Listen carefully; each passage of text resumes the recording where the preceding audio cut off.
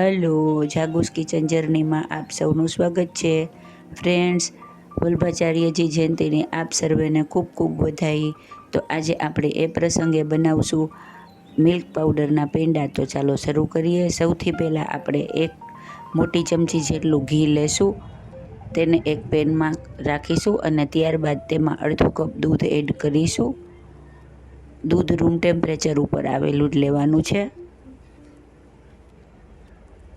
તેને બરાબર મિક્સ કરી લેશું અને ત્યારબાદ તેમાં 1 કપ મિલ્ક પાવડર એડ કરીશું. આ વજનમાં 100 ગ્રામ મિલ્ક પાવડર છે, તેને એડ કરીશું અને દૂધ વજનમાં 100 ml છે.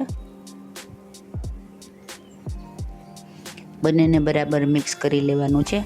આ પ્રોસેસ આપણે ગેસ ઉપર કરવાની નથી, એટલે કે નીચે જ કરી લેવાની છે. ત્યારબાદ ગેસ ઉપર રાખી અને ગેસ ચાલુ કરવાનો છે. હવે આપણે ગેસ ઉપર મિશ્રણને લઈ અને તેને તે લચકા પડતું અને સરસ થઈ ન જાય ત્યાં સુધી એકદમ ધીમા ગેસે ચલાવતા રહેવાનું છે. ગેસની ફ્લેમ સાવ ધીમી રાખવાની છે. ફ્રેન્ડ્સ, આ પેંડા એટલા ટેસ્ટી, એટલા સુપર અને એકદમ ઝડપથી બની જાય છે ને કે હું તમને શું કહું. તો તમે ચોક્કસથી ટ્રાય કરજો. આપણું મિશ્રણ લચકા પડતું થવા લાગ્યું છે. ગેસની ફ્લેમ સાવ ધીમી રાખી અને તેને સતત ચલાવતા રહેવાનું છે. જુઓ, આપણું મિશ્રણ એકદમ પેન છોડવા માંડ્યું છે અને સરસ એકદમ ડોના ફોર્મમાં આવી ગયું છે. હવે આપણે તેને 2 મિનિટ સુધી આવી રીતે ચલાવી અને બધું એક સરખું મિક્સ કરી લેશું. ફ્રેન્ડ્સ, આ સ્ટેજે તમે એલચી પાવડર પણ નાખી શકો, પણ મને પર્સનલી એલચી પાવડર થોડો ઓછો ગમતો હોવાથી મેં નાખેલ નથી. તેનો ટેસ્ટ પણ ખૂબ જ સરસ આવે છે. ફ્રેન્ડ્સ, જો તમે મારી ચેનલ પર નવા હો તો મારી ચેનલને સબસ્ક્રાઈબ જરૂરથી કરજો અને બાજુમાં રહેલ ઘંટડી દબાવી દેજો, જેથી મારી નવી રેસીપીનું નોટિફિકેશન સૌથી પહેલાં તમને મળે. હવે આપણે તેને એક બાઉલમાં ટ્રાન્સફર કરી લેશું અને સાવ તેને એકદમ ઠંડુ થવા દેશું. ફ્રેન્ડ્સ, આમાં ડેરી વ્હાઇટનર નથી લેવાનું, મિલ્ક પાવડર આવે તે જ લેવાનો છે. હવે આપણું મિશ્રણ સાવ ઠંડુ થઈ ગયું છે અને ડોના ફોર્મમાં સરસ આવી ગયું છે. હવે આપણે તેને 2 મિનિટ માટે આવી રીતે નીડ કરી લેશું, સરસ રીતે કૂણવી લેશું.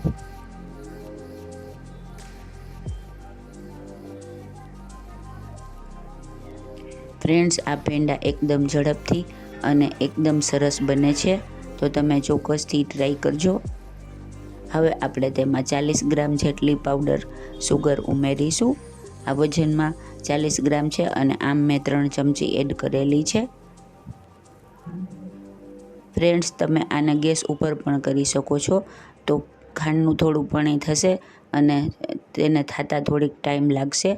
અને ઘણી વખત એવું થઈ જાય કે દૂધનો પાવડર ખેંચાઈ જાય તો પેંડા થોડા સ્ટીકી બને છે, એટલે આપણે નીચે જ ખાંડને એડ કરીએ છીએ.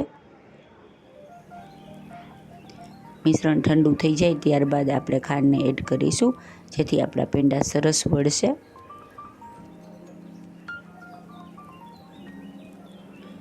ખાંડ આપણે એકદમ સરસ રીતે મિક્સ કરી અને એકદમ ડો જેવું બાંધી લેશું. જુઓ, આપણું મિશ્રણ રેડી થઈ ગયું છે અને સરસ ડોના ફોર્મમાં પણ આવી ગયું છે. હવે આપણે તેના લુવા પાડી અને નાના નાના સરસ પેંડા વાળી લેશું. ફ્રેન્ડ્સ, એકદમ મીડિયમ સાઇઝના આમાંથી 6 થી 7 પેંડા રેડી થાય છે. આપણે સાવ નાના પેંડા અત્યારે બનાવેલા નથી. જો તમે નાના બનાવશો તો 10 જેટલા રેડી થશે. જુઓ, આપણા પેંડા રેડી થઈ ગયા છે અને હવે આપણે તેને અડધી બદામ આવી રીતે કટ કરી અને તેની ઉપર લગાવી દેશું. તમે આ સ્ટેજે પિસ્તા પણ લગાવી શકો છો. ફ્રેન્ડ્સ, આ રાજકોટના પેંડા છે ને એકદમ જોરદાર. તો તમે પણ આ 11 વલ્ભાચાર્ય જયંતિ નિમિત્તે ચોક્કસથી બનાવી અને ઠાકોરજીને સામગ્રીમાં પધરાવજો, તો ઠાકોરજી પણ ખૂબ જ રાજી થશે. હવે આપણે તેને સર્વિંગ પ્લેટમાં લઈ લેશું. છે ને એકદમ જોરદાર, ખાવામાં એકદમ યમી, એકદમ ટેસ્ટી અને લુકમાં એકદમ ફર્સ્ટ ક્લાસ એવા આપણા રાજકોટના મિલ્ક પાવડરના પેંડા રેડી છે.